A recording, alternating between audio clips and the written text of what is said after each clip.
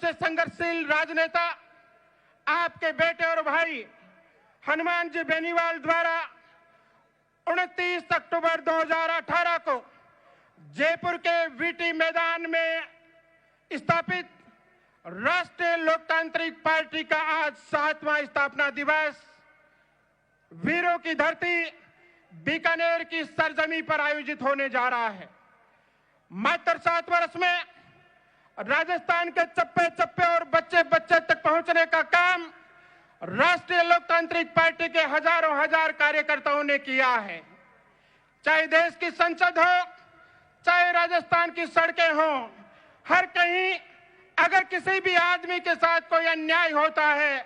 कोई मुद्दे की बात होती है, समाज की किसी तबके की आवाज उठाने का काम हो, तो उसमें राष्ट्रीय लोकतांत्रिक पार्टी के सुप्रीमो भाई हनुमान जी बेनीवाल और राष्ट्रीय लोकतांत्रिक पार्टी के तमाम पदाधिकारियों से लेकर के प्रत्येक कार्यकर्ता सबसे आगे मिलता है। मैं सबसे पहले राष्ट्रीय लोकतांत्रिक पार्टी के नींव के पत्थर, राष्ट्रीय लोकतांत्रिक पार्टी की आधारशिला भाई हनुमान जी बेनीवाल की मजबूत पीठ और रीढ़ राष्ट्रीय लोकतांत्रिक पार्टी के तमाम कार्यकर्ताओं को बहुत बहुत धन्यवाद देना चाहता हूं।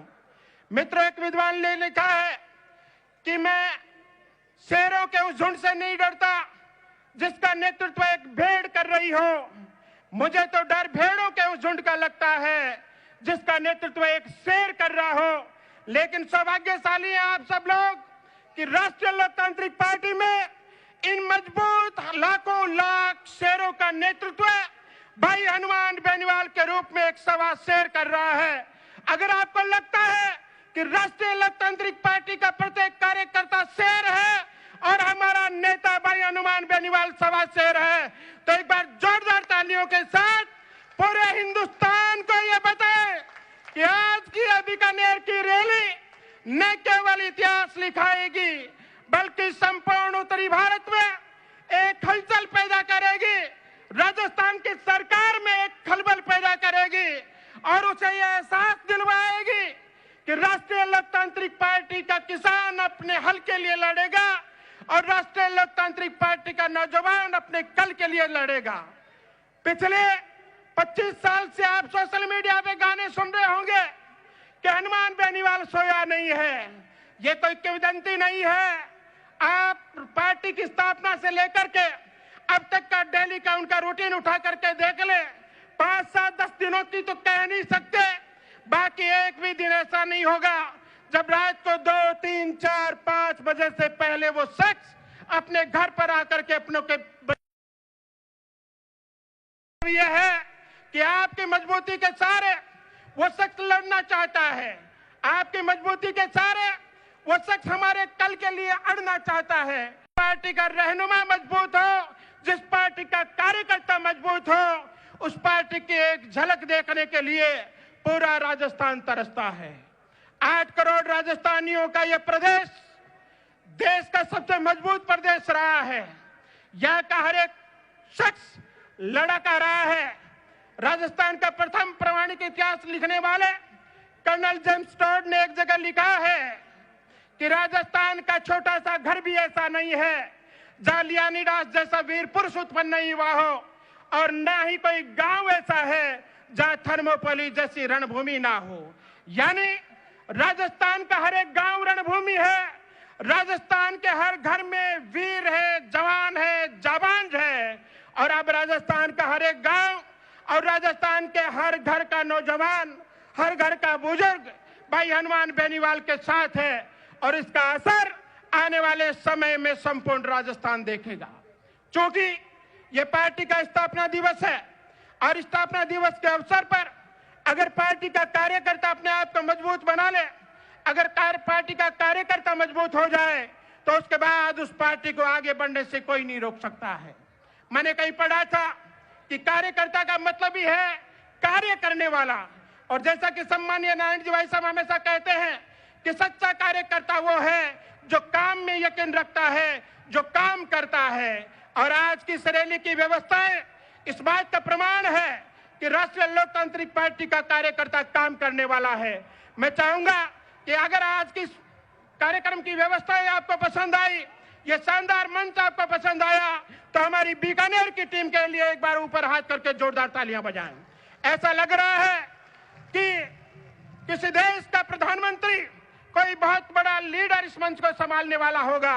लेकिन हमारा तो प्रधानमंत्री भी हनुमान बेनीवाल है, हमारा तो मुख्यमंत्री भी हनुमान बेनीवाल है, हमारा तो सांसद भी वही है, विधायक भी वही है, प्रधान भी वही है, पंच भी वही है, क्योंकि वह हमारे कलेजे का टुकड़ा है, वह हमारी आन बान और शान है, वह राजस्थान का हनुमान है। कार्यकर्ता बंधुओं, कहते हैं कि कार्यकर्ता 3 तरह का होता है। पहला कार्यकर्ता साधारण कार्यकर्ता, दूसरा कार्यकर्ता सक्रिय कार्यकर्ता और तीसरा कार्यकर्ता समर्पित कार्यकर्ता। अगर आपको इन तीनों कार्यकर्ताओं में फर्क समझ में आ जाए तो आज इस रैली के माध्यम से ये संकल्प लेकर के जाना कि मुझे कौन से वाला कार्यकर्ता बनना है। पहला साधारण कार्यकर्ता। साधारण कार्यकर्ता वो होता है जो मन हुआ तो काम कर लिया पार्टी के लिए, मन हुआ तो नहीं किया, मन हुआ तो नेताजी के साथ फोटो खिंचवा ली, मौका मिला तो किसी दूसरे के साथ फोटो खिंचवा ली, मन हुआ तो रैली में आ गया, मन हुआ तो नहीं आया, यानी वो सिर्फ नाम का कार्यकर्ता है, काम का कार्यकर्ता नहीं है, इसलिए उसे साधारण कार्यकर्ता कहते हैं। दूसरे कार्यकर्ता वो होते हैं जिनको सक्रिय कार्यकर्ता कहते हैं। सक्रिय कार्यकर्ता का मतलब है कि वो पहले अपना काम करता है